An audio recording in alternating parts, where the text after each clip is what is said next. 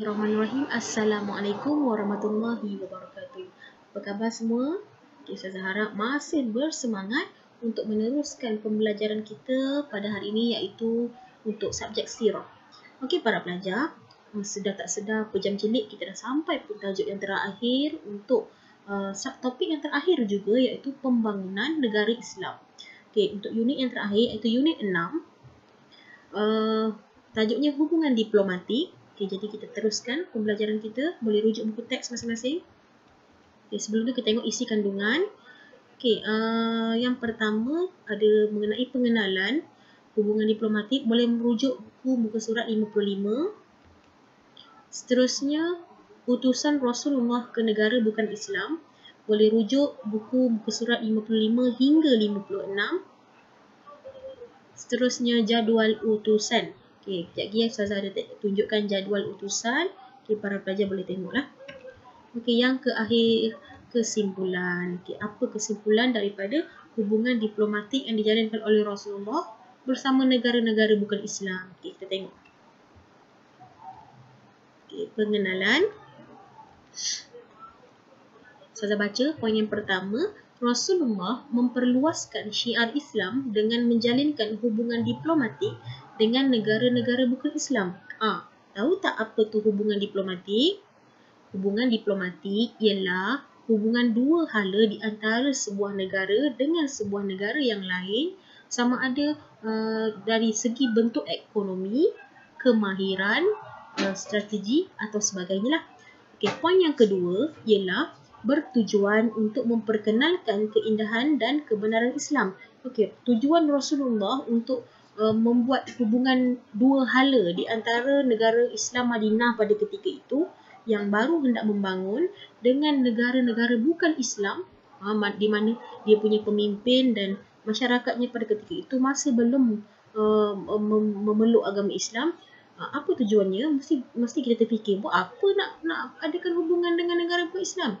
Tapi Rasulullah bijak. Rasulullah fikir ini adalah satu peluang untuk memperkenalkan lagi Islam kepada mereka semua ni. Jadi kita berkawan dengan orang bukan Islam, jadi orang bukan Islam boleh tengok adab kita, akhlak kita. Jadi mereka lama-kelamaan boleh tertarik dengan Islam. Okey, seterusnya poin yang ketiga ialah ini merupakan langkah bagi mengembangkan pengaruh Islam di serata dunia pada ketika itu. Okey, saya dah bincangkan mengenai ini. Okey, dengan secara tak langsung, apabila ada hubungan dua hala, hubungan diplomatik ni, negara Islam Madinah yang baru hendak membangun pada ketika itu akan jadi semakin berkembang. Sebab kita boleh pinjam ilmu ataupun pinjam kemahiran-kemahiran daripada negara-negara kuat Islam. Kita boleh mengetahui selok-belok pentadbiran mereka dan sebagainya. Okay, seterusnya yang kedua ialah utusan Rasulullah ke negara bukan Islam. Okay, kita tengok. Ada 6. Kena ingat ya 6 ni. Okay, yang pertama kita baca satu-satu. Okay, ke negara Habsyah. Ke negara Habsyah. Okay, siapa utusan dia? Utusan dia ialah Amru bin Umayyah Ad-Dhamiri. Amru bin Umayyah Ad-Dhamiri. Beliau ni, Amru bin Umayyah ni telah bertemu dengan Raja Najasyi ketika itu. Raja Najasyi merupakan pemerintah Habsyah. Okey, seterusnya yang kedua, poin yang kedua, utusan Islam. Rasulullah hantar utusan ke negara Yamamah juga. Dia hantar ke negara Yamamah. Siapa yang dihantar? Sulaizu bin Amru al-Amiri. Sulaizu bin Amru al-Amiri. Okey, Rasulullah hantar Sulaizu bin Amru al-Amiri dengan dia telah membawa surat daripada Rasulullah. Rasulullah tulis surat. Okey, tulis surat dalam kandungan surat tu mengajak pemerintah dan seluruh rakyat di tempat yang Rasulullah hantar tu untuk memeluk Islam, menyeru berdakwah untuk memeluk Islam. Rasulullah tulis dalam surat, Rasulullah suruh utusan ataupun kita panggil posto lah, hantar ke negara-negara yang Rasulullah target ni. Jadi pembesar yang dapat surat tu akan baca dan terpulang kepada mereka, sebab Rasulullah tidak memaksa. Cuma Rasulullah berdakwah, Rasul tulislah apa benda ajaran-ajaran Islam segala dari dalam tu. Nanti bila ada yang baca dan terbuka hati, dia orang akan peluk Islam. Okey, saya cerita mengenai negeri Yamamah. Ini Sulaizu bin Amr al-Amiri telah membawa surat daripada Rasulullah kepada Huzah bin Ali yang merupakan pemerintah Yamamah pada ketika itu. Ketiga, utusan Rasulullah ke Bahrain. Ke Bahrain. Siapa utusan dia? Yang kuning-kuning ni semua utusan dah. Ustazah highlight ni. Al-A'la bin Al-Hadrami. Al-A'la bin Al-Hadrami. Beliau ni telah membawa surat daripada Rasulullah juga kepada Al-Muzir bin Sawi. Al-Muzir bin Sawi ni merupakan orang besar lah di Bahrain pada ketika itu. Jadi sama semuanya Rasulullah bagi surat dan suruh hantar kepada pembesar di kerajaan-kerajaan tersebut untuk berdakwah. Seterusnya yang keempat, ke Damsyik. Ke Damsyik. Siapa yang dihantar ke Damsyik?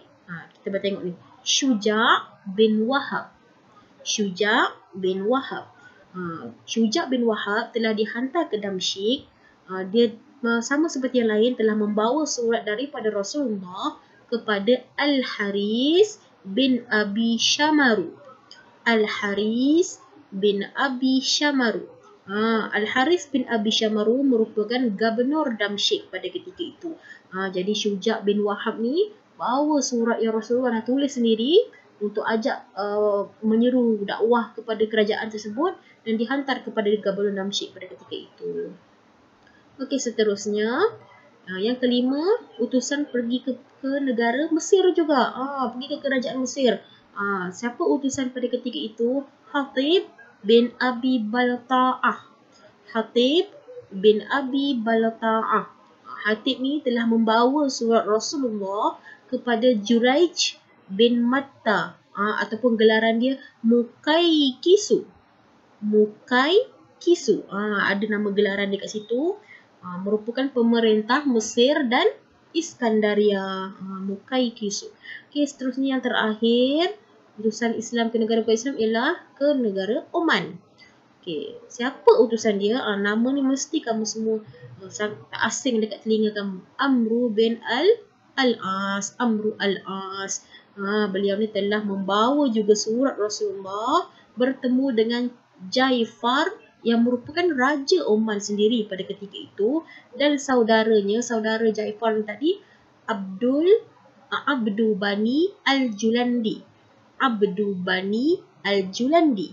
Jadi ini semua adalah ke-6 utusan dan juga negara yang Rasulullah dah utuskan kepada pembesar atau pemerintah-pemerintah dakwah untuk memeluk ajaran Islam. Jadi Rasul dah hantar ke 6 utusan ni. Kita tengok pula apa hasil daripada usaha Rasulullah menghantar utusan-utusan ni. Berjaya ke ataupun gagal? Kita tengok. Yang ketiga, jadual utusan. Ini Ustazah ambil daripada buku antum semua. Cuba tengok. Yang pertama, kita pergi kepada yang pertama. Kolom yang pertama ni ialah negara Habsyah. Ustazah cakap tadi, Amru bin Umayyah At-Tamiri, dia pergi kepada Raja Najasyi, merupakan pemerintah Habsyah. Dan hasilnya apa?